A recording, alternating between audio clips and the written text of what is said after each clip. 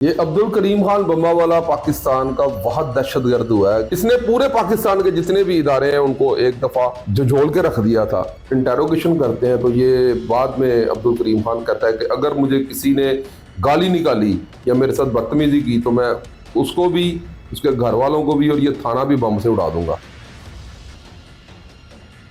सबसे पहले बम जो कराची में धमाके किए हैं उसमें 110 से लेके 120 के राउंड अबाउट जो है ना लोगों को कत्ल किया है। और जब इसके कत्लों की तादाद पुलिस ने लिखना शुरू की तो जब इसके कत्लों की तादाद जो है 160 पर पहुंची ना तो पुलिस इससे खुद खौफजदा हो गई। जिन जिन कांस्टेबलों ने इसकी तफ्तीश की थी और जिस समर ASI ने इसकी तफ्तीश की थी उनको इसने ना बरमला तौर पर यह कहा कि मैं तुम लोगों को कत्ल कर दूंगा। आप बात याद रखना, कोई जेल भी ना मेरा वजन नहीं उठा सकती, मैं भाग जाऊंगा और मैं आपकी गाड़ी पर बम जरूर लगाऊंगा। मुझे MQM वालों ने मेरी तलबी लगवा ली तो उन्होंने मेरा कीमा करवा के ना कुत्तों को डाल देना जितने मैंने उनके बंदे मारे हुए हैं। और उन्हें ये कहता है कि आप मुझे जो है ना बम बनाने वाला सामान जो है ना मुझे यहाँ पर मुहैया करते हैं और ये सामने वाली दीवार को बम लगाऊंगा, जेल की दीवार उड़ जाएगी। वो दोनों कांस्टेबलों की जो ना लाशें वो नामालूम मुकाम पर मिलती हैं और ये पता ही नहीं चला कि उन्हें किसने कत्ल किया। उसके कुछ ही देर बाद फिर वो समर रजा जो सब इंस्पेक्टर था उसकी लाश मिलती है उसके घर से ही कि उसने खुद अपने आप को फंदा डाला हुआ है। और आबद बॉक्सर उस वक्त में डिप्टी के या सुपरिटेंडेंट के कमरे में जाके उसे जो है ना ऑब्जर्व करता है कि ये किस किस्से के साथ मिल रहा है। तकरीबन 2 साल जो है ना आबद बॉक्सर ऑब्जर्व करता रहा है। 2 साल तक 2 साल तक। बिस्मिल्लाहिर्रहमानिर्रहीम। पाकिस्तान और दुनिया भर में देखने वालों को अस्सलाम वालेकुम। मेरा नाम मियां मोहम्मद आसिफ। नाजरीन, आपने बदमाशों की, गैंगस्टर्स की और पहलवानों की बहुत सारी स्टोरीज सुनी होंगी। आज आपको एक ऐसे गैंगस्टर, ऐसे बदमाश और ऐसे खौफ की अलामत शख्स की स्टोरी सुना रहे हैं जिसको सुन के आपकी भी रूह कांप जाएगी कि पाकिस्तान का सबसे बड़ा दहशतगर्द, जिसके नाम से दीवारें कांपती थी, लोग डरते थे, बड़े बड़े अफसरान भी हिल जाते थे, और उसका क्या इबरतनाक अंजाम हुआ और उसने क्या क्या किया ये सब कुछ आपको बताएंगे। मेरे साथ अली रज़ा शराजी साहब मौजूद हैं। आप इनको अक्सर देखते हैं, मारूफ शख्सियत है। इनसे जानेंगे कि ये आज किसकी स्टोरी सुना रहे हैं। अस्सलाम वालेकुम जी। वालेकुम अस्सलाम। या साहब कैसे हैं? शराज अली रज़ा शराजी साहब, अब्दुल करीम खान बम्बा वाला, इसकी स्टोरी आप सुना रहे हैं आज।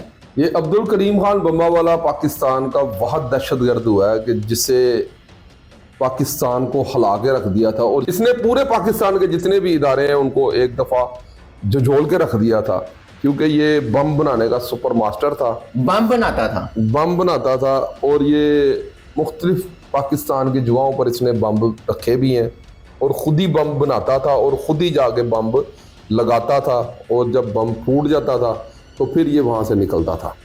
तो ये 1990 का वाक़या है कि ये नयाकोट थाना की हदूद में रिक्शा में बैठकर अपने घर शादरा की तरफ जा रहा था तो इसे एक ASI समर रजा और उसके 2 कांस्टेबल उसके साथ थे जो नाके पे खड़े थे। इन्होंने इसे रोकने का इशारा किया तो ये रुका। तो जब इसकी तलाशी ली गई तो इससे एक पिस्टल बरामद हुआ। पिस्टल बरामद होना कोई इतनी अचंभे की बात नहीं होती मियाँ साहब। समर रजा को जब वो पिस्टल गौर से देखा तो वो चौंक गया क्योंकि उस पिस्टल को सलेंसर लगा हुआ था। अच्छा। तो सलेंसर आप समझ सकते हैं कि सलेंसर क्या चीज़ है। आपके नाजरीन के लिए मैं बता देता हूँ कि सलेंसर इंग्लिश मूवीज़ में आपने देखा होगा कि एक रूम में लोग बैठे आपस में गपशप कर रहे हैं तो एक बंदा वॉशरूम में गया तो उसे किलर ने किल किया तो फायर की आवाज़ तक नहीं आई। अच्छा, इतनी भी बंदा भी एक्सपायर हो गया। ओके। तो ये जो है ना वो सिलेंसर इसके पिस्टल को लगा हुआ था तो ये बड़ा हैरान हुआ। तो इसने ना इसको समर रजा ने इसको गाली निकाली तो उसने पुलिस एहलकार जो ASI था उसने उसे गाली निकाली तो उसने आगे से जवाब दिया कि तुमने अगर दोबारा मुझे गाली निकाली मैं तुम्हें और तुम्हारे घर वालों को बम से उड़ा दूंगा। अब्दुल करीम खान बम्बा वाला इस स्टोरी में आपका बॉक्सर का भी बड़ा कमाल है, वो भी आपको बताता है। तो जब ये इसे थाना लेके जाते हैं तो तब इससे इंटेरोगेशन करते हैं तो ये बाद में अब्दुल करीम खान कहता है कि अगर मुझे किसी ने गाली निकाली या मेरे साथ बदतमीजी की तो मैं उसको भी, उसके घर वालों को भी और ये थाना भी बम से उड़ा दूंगा। थाना भी बम से उड़ा दूंगा। थाना भी बम से उड़ा दूंगा। तो वो बड़े अचंभे की बात होती है समर रजा के लिए। तो वो अपने एसपी जो है उस वक्त के वो लगे हुए थे एसपी कैंट कैप्टन जुबैर साहब, उन्हें कॉल करता है और बताता है कि सर मेरे साथ ये वाकया हुआ है कि एक बंदा मैंने गिरफ्तार किया है। तो वो बात बात पर बम्बों की बात करता है। तो उन्होंने कहा कि आप इसकी इंटेरोगेशन शुरू करो और करते रहो, मैं आ रहा हूँ। वो खुद जो है ना कैप्टन जुबैर साहब एसपी कैंट लगे हुए थे, वो वहाँ से निकले हैं और सीधा थाना नया कोट आ जाते हैं। और जब इसकी तफ्तीश शुरू करते हैं तो ये कहता है कि मैं बम बनाने का सुपर मास्टर हूँ और मैं एक मजहबी जमात से रिलेटिव हूँ और मैं जो है ना ये बम बनाने की जो मैंने सीखा जहाँ से, जो मैंने ये बम बनाने की सारी तरबियत ली है, ये अफगानिस्तान से ली है। तो फिर इसके कहने पर इसके घर पर रेड की जाती है शादरा में। तो वहाँ पर जाके जब देखा जाता है तो वो बम बनाने के सारे आलात जो मौजूद होते हैं, केमिकल्स वगैरह भी मौजूद होते हैं। और जब जब इसने जोन जोन सी तारीख को बम धमाका किया होता है, उससे अगले दिन के अखबार भी वहाँ पर एज ए सबूत इनको मिल जाते हैं। और ये सारी चीज़ें बतौर सबूत जो है कैप्टन जुबैर साहब लेकर फिर थाना नया कोट आ जाते हैं और फिर इससे तफ्तीश शुरू करते हैं।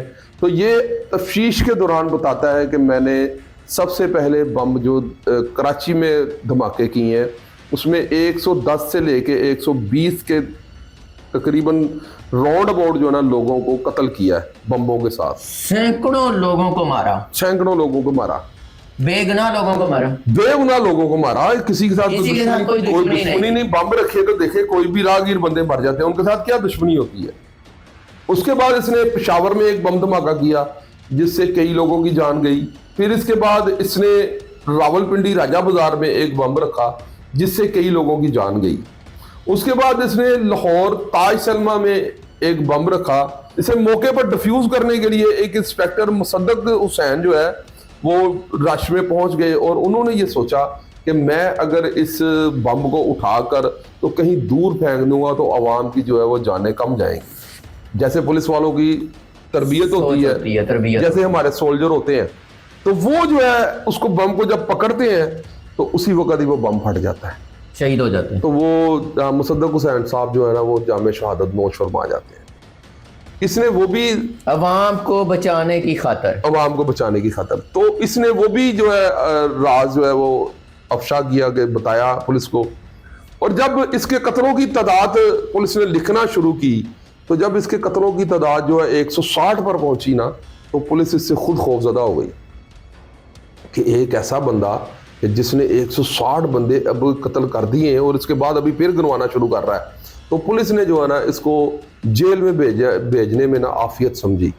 और उसके बाद जब इसे वहाँ से जेल कोट लखपत भेजने के लिए ये चल रहा था प्रोसीजर, तो इसने जिन कांस्टेबलों ने इसकी तफ्तीश की थी और जिस समर एएसआई ने इसकी तफ्तीश की थी उनको इसने ना बरमला तौर पर यह कहा कि मैं तुम लोगों को कत्ल कर दूंगा। और कैप्टन जुबैर साहब जो एसपी थे उनको जब इसको जब उनके सामने पेश किया गया तो इसने बरमला उन्हें ये कहा कि मेरी जो है ना आप बात याद रखना कि मेरी जो है जेल से कोई जेल भी ना मेरा वजन नहीं उठा सकती, मैं भाग जाऊंगा और मैं आपकी गाड़ी पर बम जरूर लगाऊंगा। तो कोई जेल मेरा वजन नहीं उठा सके, मैं भाग जाऊंगा। अच्छा, उसके बाद ये कैप्टन जुबैर के साथ इसके डायरेक्ट जो है ना डायलॉग हुए हैं। फिर जब इसे कोट लखपत जेल शिफ्ट किया जाता है तो वहां पर उस वक्त के जो मजहबी तंजीमों के रहनुमा थे वो भी काफ़ी ज़्यादा वहाँ पर थे। उनमें मेन जो थे वो हक नवाज चंगवी साहब, रियाज बसरा, मजर तिब्बी, आतिफ चौधरी और एक पाकिस्तान में इंडियन जासूस था सरबजीत सिंह, वो भी उस वक्त जेल कोट लखपत में था। आतिफ चौधरी स्टूडेंट लीडर भी था और असलम गढ़ा जो कि पहले एक जमात में था, मजहबी जमात में था, उसके बाद पीपल्स पार्टी में आ गया। उसके बाद जग्गू मुगलपुरे वाला, ये काफी लोग उस वक्त जेल में थे। तो जब ये सारे मामला इसको जेल में शिफ्ट भेजने के बाद कैप्टन जुबैर साहब जो हैं एक अपने ही पुलिस के फंक्शन में जाते हैं। तो पुलिस में फंक्शन पे जाने के बाद जहां पर आपको पता है कि लोगों की एक जो बंदा अपने अपने काम का माहिर होता है, जैसे कोई घोड़े भगाने का माहिर होता है, जो घोड़े में नेजा मारते हैं, उसका माहिर होता है, वो अपने अपने जौहर दिखाते हैं। तो एक शख्स जिसको कैप्टन जुबैर साहब देखते हैं, वो उन्हें बड़ा खूबसूरत लगता है और वो उसे बुलाते हैं अपने पास और उसे पूछते हैं कि बेटा तुम कहाँ तैनात हो। हैंडसम नौजवान, खूबसूरत। यस। और उसे बुला के पूछते हैं कि बेटा तुम कहाँ पे तैनात हो। तो वो कहता है सर मेरी अभी कोई फील्ड पोस्टिंग नहीं है, मैं एज ए बॉक्सर जो है अभी सब इंस्पेक्टर भर्ती हुआ हूँ। तो वो उस लड़के की स्मार्टनेस और खूबसूरती सामत देखते हुए उसे अपना स्टाफ ऑफिसर रख लेते हैं। और जब उसे स्टाफ ऑफिसर रखते हैं तो फिर वो पहले में ही नहीं अपनी जो कारकर्दगी के जौहर दिखाता है। और उसने जो है तकरीबन जितने भी लाहौर के मोस्ट वांटेड इश्तिहारी थे उनमें से कुछ लोगों को गिरफ्तार किया, जिनमें से एक का नाम अली रजा हलाकू है और एक का नाम नादू है, एक का नाम नानी है, एक का नाम पीछी है। ये सूतर मंडी के रिहायशी थे, मशहूर जो मंशियात फरोश थी, बानो बीबी उसका नाम था, और उसके ये बेटे थे नादू पीची और नानी, और इनका एक भाई पतो आज तक इश्तिहारी है। अच्छा, इनको जब ये शख्स गिरफ्तार करता है तो फिर उसके बाद इसके नाम के जो रोले हैं वो पड़े हैं, तो फिर लोगों ने इसको पहचाना। इस शख्स का नाम आबद हुसैन कुरैशी। जब ये सब लोगों को पकड़ता है तो फिर लोगों को ये पता चला कि कोई आबद हुसैन कुरैशी अलमारूफ आबद बॉक्सर है। अच्छा, ये आबद बॉक्सर है। अच्छा, उसके बाद जब ये शख्स अपनी कारकर्दगी जौहर दिखाता है, उसके बाद फिर जो है कैप्टन जुबैर साहब का जो है ट्रांसफर हो जाता है और उसके बाद वो एसपी सिटी तैनात हो जाते हैं। लोअर माल में उनका ऑफिस होता है, तबादला हो जाता है। तो उसके बाद जितने भी उनके सब इंस्पेक्टर या कोई इंस्पेक्टर इन्वेस्टिगेशन वाले वो अपने किसी मुलजम को छोड़ने कोट लखपत जेल जाते, तो वहां पर ना अब्दुल करीम खान बम्बा वाला जो है उन्हें बुलाकर कहता कि तुम कैप्टन जुबैर को जानते हो।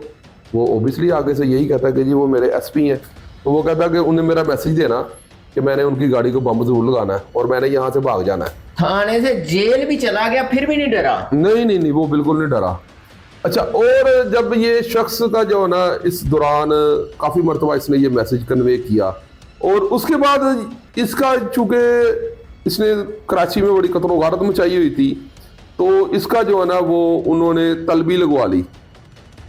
तो इससे पहले कि इसकी तलबी लगती तो ये जिन लोगों में बैठता उठता था कि मजहबी रहनुमाओं के साथ, और उन्हें ये कहता था कि अगर मुझे MQM वालों ने मेरी तलबी लगवा ली तो उन्होंने मेरा कीमा करवा के ना कुत्तों को डाल देना, जितने मैंने उनके बंदे मारे हुए। MQM का भी आपको पता है उस वक्त बड़ा जोर था।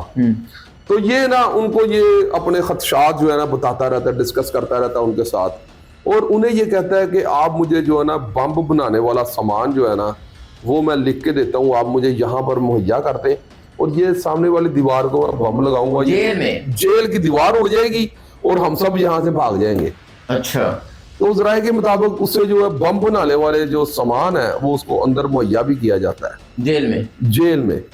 तो इस दौरान जो है जब वो अंदर जेल में ही होता है तो वो जो जिस शख्स ने उसे पकड़ा था समर रजा ASI नहीं, और जो दो कांस्टेबल थे उन्हें शोल्डर प्रमोशन पे ना एक जो कांस्टेबल थे उन्हें हवालदार कर दिया गया और समर रजा को जो है ना सब इंस्पेक्टर कर दिया गया। उसके बाद जब ये सब इंस्पेक्टर हो जाते हैं और वो हवालदार हो जाते हैं तो यही जो है उसके बाद उनकी जो ना लाशें वो नामालूम मुकाम पर मिलती हैं और ये पता ही नहीं चला कि उन्हें किसने कत्ल किया। अच्छा, वो दोनों कांस्टेबलों की। उसके बाद कुछ ही देर बाद फिर वो समर रजा जो सब इंस्पेक्टर था उसकी लाश मिलती है उसके घर से ही कि उसने खुद अपने आप को फंदा डाला हुआ है। उसका भी आज तक पता ही नहीं चल सका कि उसको किसी ने फांसी दी या उसने खुद फांसी ली। ये भी कत्ल जो है ना अंधा कत्ल हो गया। उसके बाद जब कैप्टन जुबैर साहब को वो मैसेज मिलते थे और ये 3 लोग भी कत्ल हो गए थे, हम तो उन्हें शहीद कहेंगे, वो शहीद हो गए थे। तो कैप्टन जुबैर साहब ने जो है ना आबद बॉक्सर को वो SP कैंट के साथ ही तैनात था, उसे बुलाया और बुला के ये कहा कि मेरे साथ ये मामला है कि ये बंदे इसने मार दिए हैं और अब जो है ना तुम इस शख्स को ऑब्जर्व करो जेल में जाके। जेल में होकर इसने बंदे मरवा दिए थे और वो भी पुलिस ऑफिसर जो है थे वो 2 कांस्टेबल शहीद करवा दिए और 1 सब इंस्पेक्टर शहीद करवा दिया। और अब जो है आबद बॉक्सर को ये टास्क दिया जाता है SP सिटी की जानिब से, और आबद बॉक्सर उस वक्त में डिप्टी के या सुपरिटेंडेंट के कमरे में जाके उसे जो है ना ऑब्जर्व करता है कि ये किस किस्से के साथ मिल रहा है। कौन सी जेल में? कोट लखपत में। अच्छा। ये कोट लखपत में ही था ना लाहौर में। तो ये उसे तकरीबन 2 साल जो है ना अबद बॉक्सर ऑब्जर्व करता रहा है। 2 साल तक? 2 साल तक। तो जब ये सिलसिला 2 साल तक चलता रहा तो फिर जो है ना तकरीबन 2 साल के बाद एक मशहूर स्टूडेंट लीडर था, उसकी रिहाई थी और वहां पर जो मजहबी रहनुमा थे उसको मिलने के लिए ना 8 औरतें या 7 औरतें बुरखा पहने हुए जेल के अंदर गईं। वो स्टूडेंट लीडर कौन था? वो स्टूडेंट लीडर मदर तिब्बी था जिसकी रिहाई थी। अच्छा, उस दिन रिहाई थी। और खवातीन बुर्का पहन के उस दिन आई थी मुलाकात पे मजहबी रहनुमा से मिलने के लिए। तो जब वो बाहर निकलती हैं, अगर वो 8 थी तो वो फिर वापसी पर 9 हो गई। पहले जब गई है 8 थी, वापसी पर 9 हो गई। और वो एक जो बुरखा उनके बाद अजाफी था, उन्होंने अब्दुल करीम खान को पहनाया और अब्दुल करीम खान जेल से निकल गया। शाजी साहब, आप क्या कह रहे हैं? जेल में मोहरें लगती है अंदर दाखिले के लिए, बाहर आने के लिए वहां पे सिक्योरिटी होती है, कैसे पॉसिबल है? ये जेल की तारीख का बहुत बड़ा वाकया है। ये आप अपने पास से तो नहीं कहीं जा रहे, हिस्ट्री चेक करें इसकी। तो वो जब ये लोग इतने ताकतवर थे कि जब मोहरें रोज की रोजाना की बुनियाद पर ना चेंज होती हैं, एक दिन मोहर लग गई है ना, आज मतलब कि अगर 18 तारीख है, 18 जनवरी है, तो ये कल 19 जनवरी की मोहर नहीं बननी है। ठीक है। जेल में तो वो इतने ताकतवर थे कि जब मोहर नहीं बनती थी सबसे पहले उनको भी मोहर मिलती थी कि वो जब जाते थे तो वहां पे जब सलाखें लगी होती थी तो वो अपने साथियों जिनको अंदर बुलाना था उनके हाथ पे मोहर लगाते थे और कहते थे तुम अंदर आ जाओ, ड्योरी में बात करते हैं। उनके पास ये अथॉरिटी थी कि जिसको मर्जी अंदर बुला लें। मोहरें थी। तो अब्दुल करीम खान के हाथ में भी उन्होंने उस दिन की मोहर लगाई फ्रेश। तो अब्दुल करीम खान जो है ना वो भाग गया, पहन के निकल गया। तो जब अब्दुल करीम खान बम्बावाला जेल से भागा तो पूरा मुल्क एकदम से हिल के रह गया। पंजाब तो पूरा धड़धड़ा काम आ गई, वो केड़ा बंदा नस गया। उस वक्त जो है फिर कुछ अरसा बाद इसने कैप्टन जुबैर साहब को एक लेटर लिखा। अच्छा। कि सर मैंने पूरे सारे वादे किए हैं, आपके कांस्टेबल जो थे उनको भी शहीद किया है और आपका सब इंस्पेक्टर भी शहीद किया है, अब आपकी गाड़ी को मैंने बम लगाना है। ये भी मैंने कहा था, मैंने वादा पूरा करना है। कैप्टन जुबैर साहब ने अब्दुल बख्तर को बुलाया और उनके साथ ये बातचीत की। आपस में दोनों ने मशवरा होकर ये सोचा कि अब इसका क्या किया जाए। तो अब्दुल बख्तर को समझ लें इसका टास्क मिलता है कैप्टन जुबैर साहब की जानिब से। और कैप्टन जुबैर साहब के बारे में मैं आपको बताऊं कि ये आईजी रिटायर हुए हैं और ये बड़े काबिल और बड़े बहादुर अफसर थे। तो अब्दुल बख्तर को जब टास्क मिलता है तो फिर वो जाके ना सुपरिटेंडेंट जेल से मिलता है और 1 महीने के दौरान जितने भी लोग जो है ना रिहा हुए होते हैं जिनके साथ इसकी वाबस्तगी हो सकती है, उनमें से जो है ना शॉर्ट लिस्ट करके 20 या 15 लोगों को ना वो शॉर्ट लिस्ट कर लेता है और वो 15 लोगों से जो है ना मिलना। भागने के बाद उसको जब अब्दुल करीम खान तो भाग गया ना, भागने के बाद वो तो भाग गया, ऑब्वियसली भाग गया। तो वो 15 लोगों को जो है ना वो समझ ले किसी से राब्ता करता है, किसी से मिलने जाता है, किसी से पूछता है। अब्दुल बख्तर वो कुछ लोगों ने तो टाल दिया, किसी का कईयों का राब्ता ही नहीं था। एक शख्स जो शादरा का रिहायशी था उसका उसके साथ राब्ता था, उसका नाम नोमी बताया जाता है, वो भी किसी मजहबी तंजीम के साथ रिलेटिव था। तो अब्दुल बख्तर उसके घर चला जाता है, जाकर उसके घर बैठता है तो वो पूछता है कैसे आए हैं। वो कहता है बस मैं गुजर रहा था, मैंने कहा चलो आपसे मुलाकात हो जाए। उसने कहा चलो ठीक है, क्या पियेंगे, बोतल ठंडा या चाय? अब्दुल बख्तर ने टाइम वहाँ पे ज़्यादा स्पेंड करना था, उसने कहा मुझे चाय पिला दें। वो अपने घर वालों को चाय का कहने गया है। तो जब अल्लाह की ज़ात किसी पर मेहरबानी करती है तो ऐसे ही क्ल्यू मिलते हैं। तो वो टेबल थी प्लास्टिक की पड़ी हुई, उसके नीचे वाली साइड पर एक पेपर पड़ा हुआ था। वो अब्दुल बख्तर ने उसको ऐसे हाथ से देखा तो वही जो हैंड राइटिंग थी जो करीम खान ने कैप्टन जुबैर साहब को लेटर लिखा था। और उसका जो जाथोना तरीकाकार, हम नुक्ता ऐसे डालते हैं ना, वो ऐसे रोड बनाता था नुक्ते का। वो जब रोड उसने देखा ना तो वो वही देखा, वही राइटिंग अब्दुल करीम खान बम्बा वाला की। और वो उसने कुछ नहीं पढ़ा, वो एकदम से चौंक गया अब्दुल बख्तर ना। तो वो बंदा इतनी देर में वापस आने लगा था, उसने वो जो कागज सा नीचे फेंक दिया। उस शख्स ने आगे दोबारा पूछा नोमी ने कि सर साथ क्या लेंगे? तो अब्दुल बख्तर ने कहा कि बिस्किट मिल जाए तो अच्छा है। तो वो जब बिस्किटों का कहने गया अपने घर वालों को, तो उसने वो पढ़ा लेटर, उस पर सिर्फ 2 लाइनें तहरीर थी, बहुत शॉर्ट था कि मैं इंजीनियरिंग यूनिवर्सिटी गेट नंबर 2 पर आऊँगा तो टाइम और दिन मैं उसी दिन ही बताऊँगा। ये उसने फिर आबद बॉक्सर ने ये पढ़ के ना, तो ये उसी तरह ही तय करके वहाँ पर रख दिया। चाय पी, शख्स ने पूछा और कोई हुक्म बताएं, ये वो, उन्होंने कहा नहीं बस ऐसे ही गुजरा था, आया था, तो अब मुझे इजाज़त दें। तो वो नोमी से इजाज़त लेके सीधा एसपी सिटी के ऑफिस अपने एसपी कैप्टन जुबैर साहब के पास, और उन्हें आकर अपनी सारी कारकर्दगी बताता है। वो खुश होते हैं, शाबाश देते हैं कि चलो कुछ ना कुछ तो क्लू लेके आए हो। तो फिर उन्होंने आबद बॉक्सर के साथ मशवरा किया कि अब क्या करना है। उसने कहा सर कि ये शख्स ने जितने भी वादे किए हैं वो पूरे किए हैं। हमारे 2 जो कांस्टेबल थे उन्हें शहीद कर दिया, मेरे बैचमेट समर रजा को शहीद कर दिया, और ये अपने वादे पूरे कर रहा है, तो ये जो है इंजीनियरिंग यूनिवर्सिटी ज़रूर आएगा और आपकी बारी भी लाएगा। हाँ, यानी कि वो ये कहता है कि अभी वो बारी तो दूर थी ना, क्योंकि उनका सिक्योरिटी बढ़ा ली उन्होंने। तो उसने कहा कि ये इंजीनियरिंग यूनिवर्सिटी यूईटी ज़रूर आएगा। तो उसके बाद फिर जो है ना कैप्टन जुबैर साहब ने आबद बॉक्सर की सरबराही में 5 लोगों की टीम बना दी। एक आबद बॉक्सर और 4 साथियों ने पहुंचे, जिसमें एक का नाम अजाज, एक का नाम अनवर, एक का नाम असलम और एक अलमदार शाह नामी शख्स कांस्टेबल थे चारों। और उनके ऊपर जो है आबद बॉक्सर जो सब इंस्पेक्टर था उसको तैनात करके ये तंजीम पूरी टीम बना दी। तो ये पूरी टीम का काम ये था कि जो है ना उन्होंने इंजीनियरिंग यूनिवर्सिटी के आगे पीछे कोई सिटे बेच रहा है, कोई कुछ कर रहा है, कोई मसवाके बेच रहा है, और आबद बॉक्सर जो वो खुद मसवाके बेचता था और रिक्शा चलाता रहा 2 माह। आबद बॉक्सर रिक्शा चलाता रहा अपने टास्क के लिए, अपने टास्क के लिए 2 माह, और 2 माह रिक्शा चलाया, कभी मसवाके बेच ली, कभी कुछ कर लिया।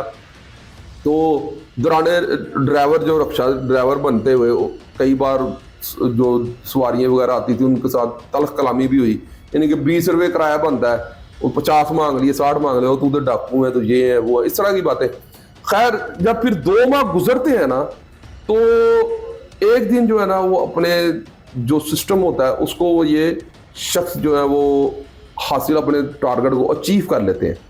देखते गया आबद बॉक्सर ने देखा कि वो सामनी साइड पे ना मोटरसाइकिल पर 2 शख्स हैं।